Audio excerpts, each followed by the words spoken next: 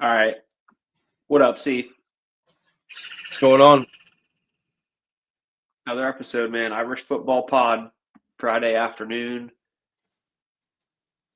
Uh, Things are a little quieter on the Notre Dame front than they were yesterday. Not a whole lot went on today, which is we'll take it, right? I think we could use a breather. Mm-hmm. Yeah, you always need to catch your breath. That extra day always helps. Yep. But anyways, dude, wanted to hop on. I've been seeing some interesting things. The tampering term has been thrown around like a lot the past year, 2 years in college football because we've got this new era, portal, pay for play. But tampering, man, I saw Jeremiah Smith was potentially offered $4.5 million to jump into the portal. Carnell Tate was offered $1 million. The article primarily focused on the Buckeyes receivers, but it's just super interesting that there are no set of rules, and we can just toss these numbers around and basically buy players to get them to come to your team. That's the new era of college football. It's wild, wild west, as some people like to call it. And until there's real regulations and real rules put into place, it's going to be a free for all. A lot of people said it all along. That's how it's going to be, because, like you mentioned, there aren't the rules that were implemented early on. So it's catching up to him now. Yeah, and I don't know if it's going to take something bad to happen for there to be like legislation or change over it, but I feel like we're just kind of in this gray area between college football and the NCAA to Mm-hmm. where we went from the players and they could do nothing to now basically they can do anything that they want, and whoever wants to pay them can do anything that they want. Um, so it's just interesting. But I have seen some things about. I read one article, dude. It was about some basketball players at Florida State.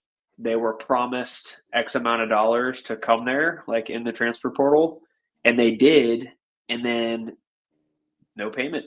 Didn't get the money. So, and it's happening everywhere. So, man, Lawsuits that aren't even talked about in the mainstream media because they yeah. don't want you to see that.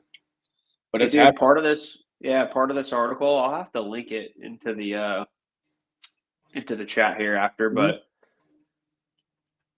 they had text message threads with coaches and then also just like representatives from the school talking about the payment and like asking them like, hey, like we've been here, we're through the season, and some of the players talked about how it's like kind of tearing up the locker room a little bit, dude. Like, so, beyond even like pay for play and like getting bought from another team, this is affecting the guys too, like no doubt. Yeah, it makes sense because when you are promised those numbers and specifically those figures that we're seeing kids get offered, when that's not coming through, when you get there and you're in the routine of just being on that team itself, you're expecting that money. So why are you going to put out the effort to go out and win games? And Yeah. it's just not a good look. It's not good for the sport. Right. So you have teams that can get over that hump in certain cases and maybe play up to that standard. But what if you are a team like Florida State and you have a lot of talent and you just have a year like that? It's Yeah. hard for anybody to really break it down, but there's so much behind the scenes that goes on behind closed doors. Nobody accounts for that stuff. Yeah. And like specifically towards college football, I think it's just a totally different dynamic. You not only have to worry about obtaining players with recruiting and also in the portal and NIL, like all as a combo, Mhm. but now like Jeremiah Smith for Ohio State, for example, he goes out and has this game that he has. Now he's basically set a value for himself. So you're not only, paying to acquire players through the portal and NIL, recruiting, but now you also have this other separate budget of, okay, we have to keep our current, star players here, Mhm. or else they're just going to get poached from other places. Yep. So just a totally different dynamic that I didn't really think about. Not only are we using NIL to get players, but we're also using it to keep our current roster formed.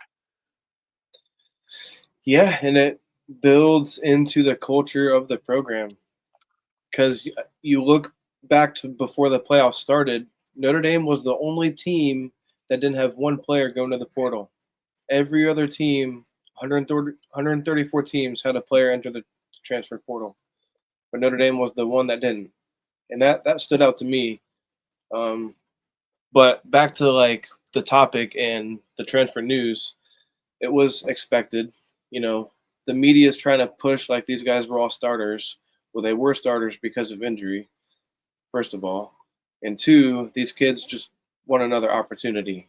So credit to them. Yeah. Most of them got their degrees, and most of them were expected. A lot of people were trying to, you know, say right after the loss in the championship that, oh, everything's going down the drain. That's not the case at all. It's Yeah. actually showing signs of strength. Yeah, I saw some stuff about that too. I mean, most of the national media are people that don't really follow it that closely. They're not going to know that those weren't starters.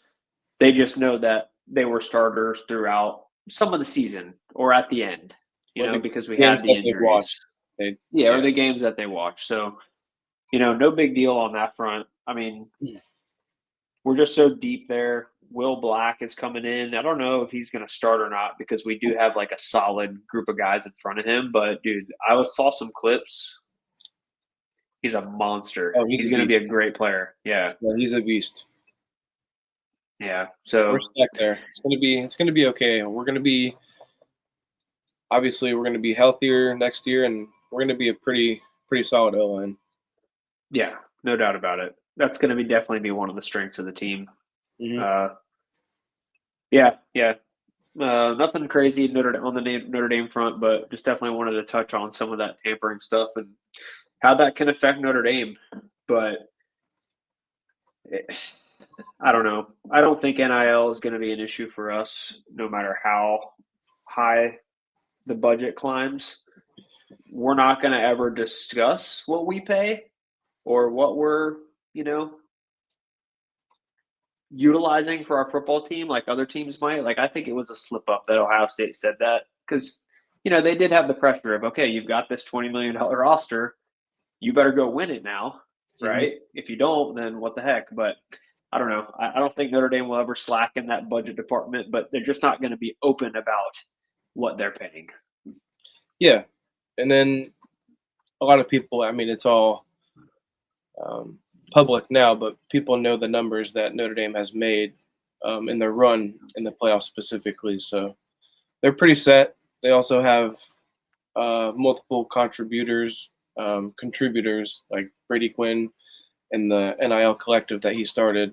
Um, they're they're well off more than people give that credit to. So Oh yeah, no doubt about it. They'll be totally fine. They've got the rally thing too. Like that's another yeah, I don't know if collective you that they have. saw Shane Gillis's video today too, but he was just joking around on a podcast and said he's ready to drop some bags too for us. So That was funny. He's like, "Call me agent.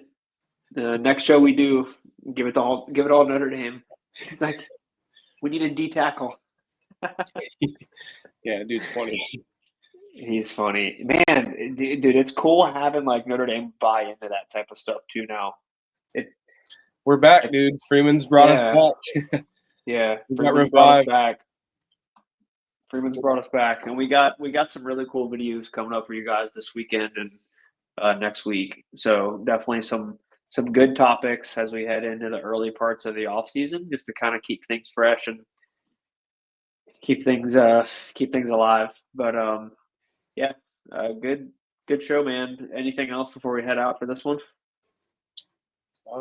No, kind of like the last one. Just stay locked in. Like you said, we're gonna have some good things coming out. So go Irish and stay positive, guys. We'll be good. Yep.